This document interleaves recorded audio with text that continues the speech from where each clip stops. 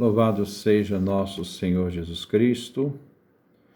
Nós vamos dar continuidade à nossa leitura da segunda centúria dos textos sobre o amor de São Máximo, o Confessor, nosso quarto encontro. Vamos trabalhar hoje a centúria sétima e oitava. Mas para isso, vamos fazer uma pequena reflexão antes de falarmos dessas duas centúrias. O resgate da mística e vida profunda com Deus é um desafio deste mundo que vivemos hoje, pós-moderno.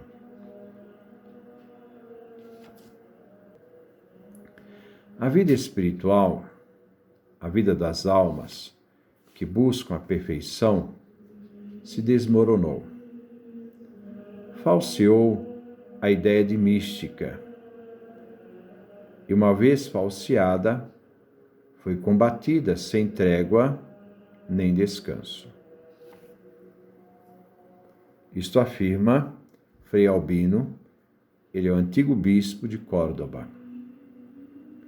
Se perdeu a ideia da relação entre natural e sobrenatural.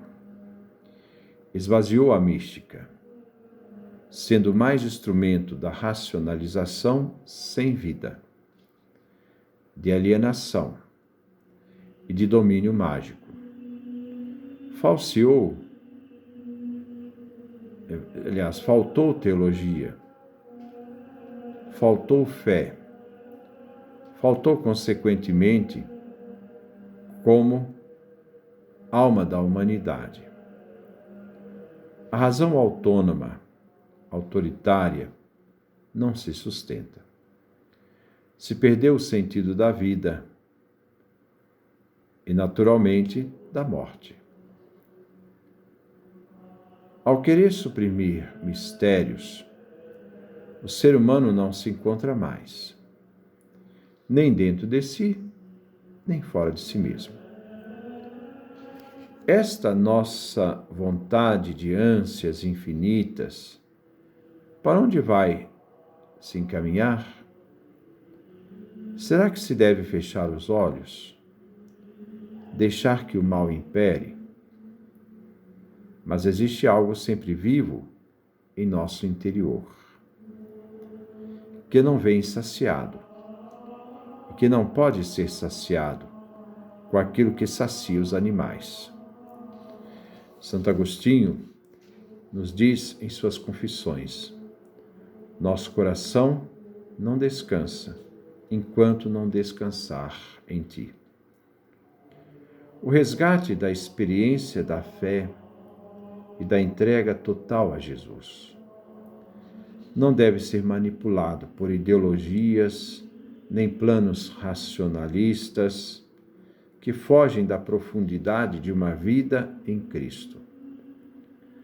As afirmações como exigências para a vida espiritual, como isso aqui deveria ser profundamente vivenciado. Nós ainda estamos tão longe, esse Ocidente se perdeu muito essa realidade mais profunda.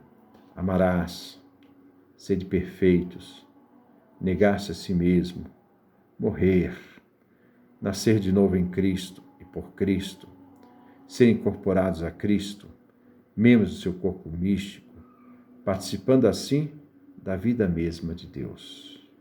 Orai, dai esmola, perdoai, fazei o bem aos inimigos. Bem-aventurados os pacíficos, ser pacífico, que sejam um, como o Pai e o Filho são um. É o itinerário da vida para Deus. A vida mística é uma exigência para o vazio de um mundo envenenado. Também a vida mística é uma experiência também para o vazio no mundo cristão. Vejamos a centúria sétima e oitava. Primeiro eu vou fazer a leitura da sétima, depois da oitava. Sétima. Deixa eu só marcar aqui, porque fica mais fácil na hora da leitura. O que quer que um homem ame, ele inevitavelmente se apega a isto. E de modo a não perder tal coisa, ele rejeita tudo que mantenha-o longe do que ama.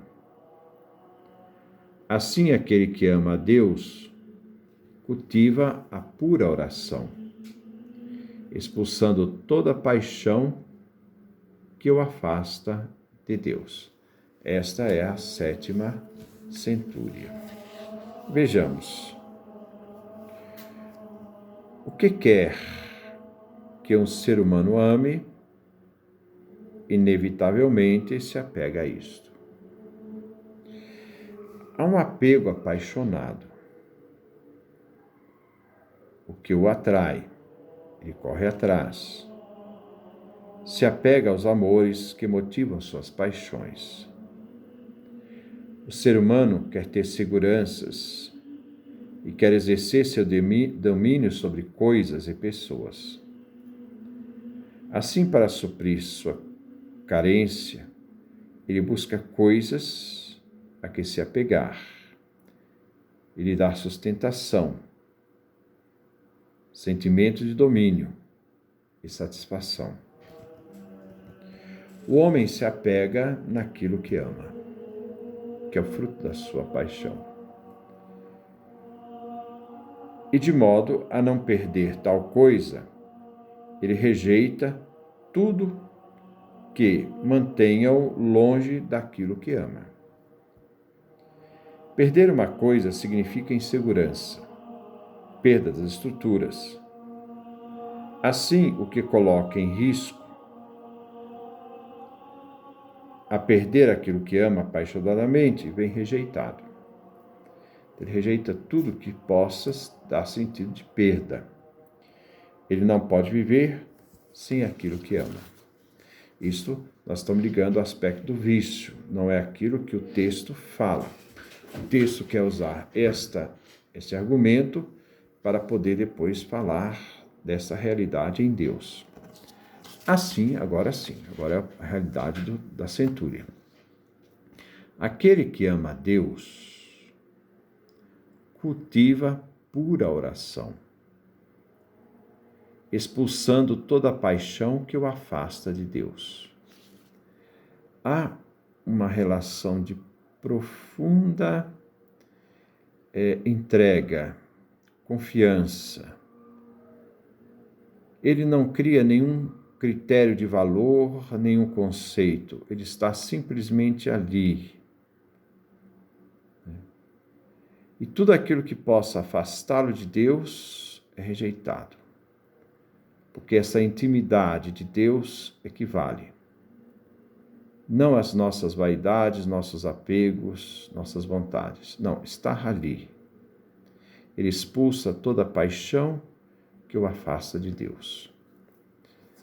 Então, retomando agora, colocando Deus como sentido último do amor. Se o ser humano ama a Deus, ele se apega a Deus, se realmente o ama, e não quer perder a Deus, e rejeita tudo que pode manter-se longe de Deus, esse Deus que lhe ama. Aquele que ama o amado, Deus, faz de tudo para estar perto dele. E todo obstáculo é vencido desde que se alcance a Deus, razão do amor. É uma escolha daquilo que é fundamental. Às vezes nós estamos atrás de coisas periféricas, estamos deixando fundamental aquilo que é valor último, que dá significado a tudo aquilo que nós fazemos e tudo aquilo que somos. Deus é sua segurança. A pessoa que ama a Deus, então, para estar perto de Deus, cultiva a pura oração e afasta dele toda paixão desordenada que o afaste do próprio Deus que ele ama. Então, essa primeira centúria número 7.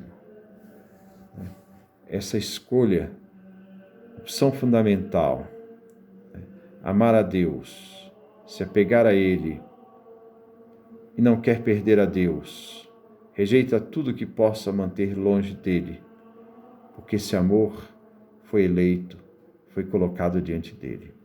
E naquele momento, ele só está ali para perceber essa ação divina, ser amado naquele momento, perceber essa realidade.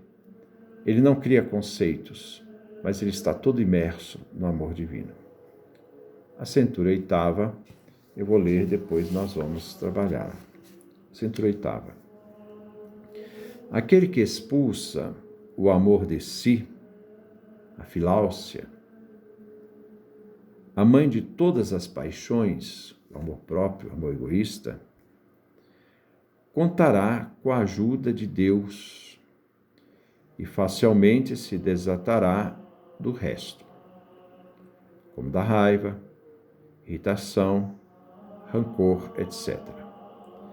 Mas aquele que é dominado pelo amor de si é superalimentado por outras paixões, ainda que contra sua vontade. O amor de si é a paixão que nos ata ao corpo, nos faz escravos da realidade material da existência humana. Essa, então, é a 8ª centúria. Aquele que expulsa o amor de si, o amor próprio, o amor egoísta, pessoa centrada em si mesma, ela acha que ela é o sol, é o centro do universo, tudo gira em torno dela, e ela tenta submeter os outros à sua vontade, ao seu parecer, às suas ideias, né? São pessoas muito egoístas, muito tristes, né? Não realizadas, porque elas têm medo de perder aquilo que falsamente elas acham que têm. Então, aquele que expulsa o amor de si, o amor próprio egoísta, que este amor apegado de si mesmo, é a mãe de todas as paixões. O apego faz a pessoa sofrer, porque ela tem medo de perder. Aquele que expulsa o amor de si, contará com a ajuda de Deus. Porque Deus concede essa graça. Deus concede ao homem a capacidade de aperfeiçoamento. O ser humano não aperfeiçoa por si só. O ser humano não pode aperfeiçoar por si só. Isso aqui não é um pelagianismo, né? Deus, o homem só pode se aperfeiçoar se a graça, né, que ele pede for concedida, e ele vai então passar esse processo de aperfeiçoamento. Aquele que expulsa o amor de si, contará com a ajuda de Deus, pois a graça dele adianta a nós. Deus sempre está à frente de nós com a sua graça. E ao expulsar este amor próprio, egoísta, facilmente se libertará de todo o resto, como a raiva, a irritação, rancor e etc.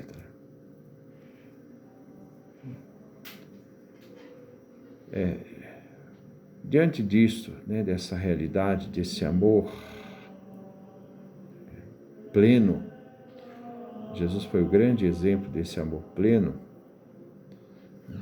esse amor pleno que ele realizou em nosso favor, na cruz. Naquele momento da cruz, ele não expressou raiva, ele não expressou ira, ele em nenhum momento expressou, né, alguma realidade destrutiva, irritação. Porque mesmo que ele sofria, ele ainda amava as pessoas que o faziam sofrer. Porque aquela realidade de amor que o sustentava não era capaz em nenhum momento de se deixar ser movido por aquilo que poderia ser a sua própria destruição, a raiva, o rancor, né? A irritação, a agressão. E quando se descobre essa fonte do amor, tudo se torna relativo à crítica dos outros, à maldade dos outros.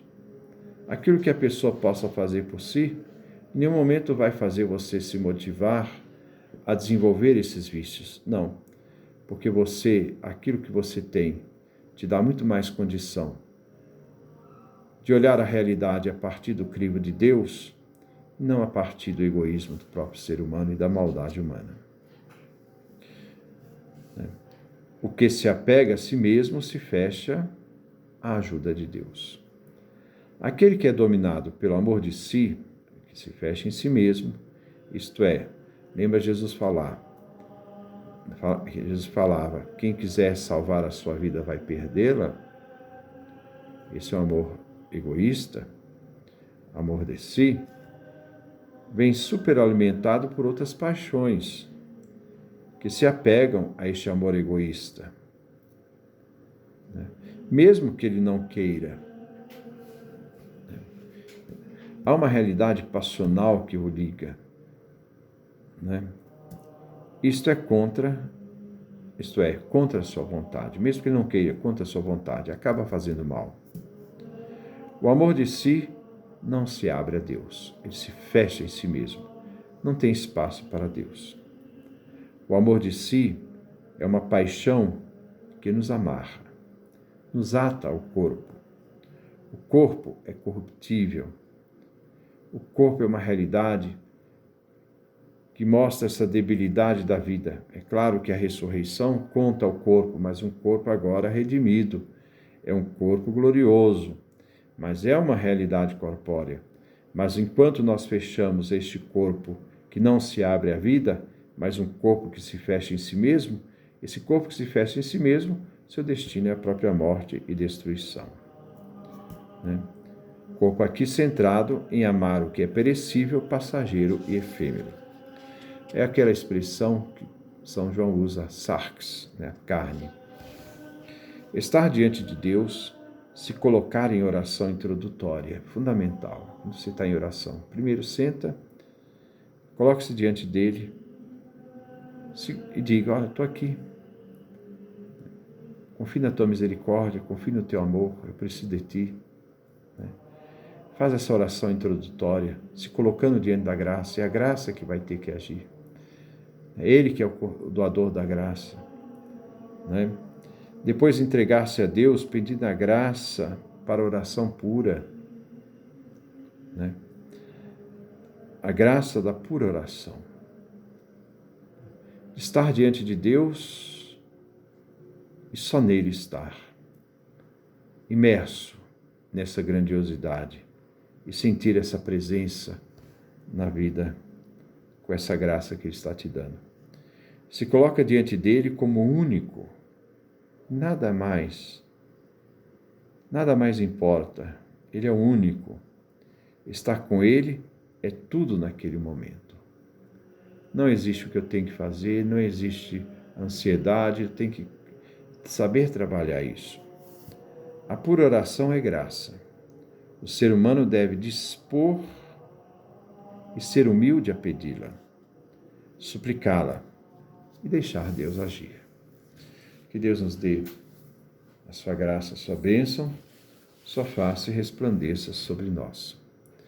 No nosso próximo encontro, nós vamos trabalhar mais 2 centúrias, a centúria 9 e a centúria 10ª. Paz e bem.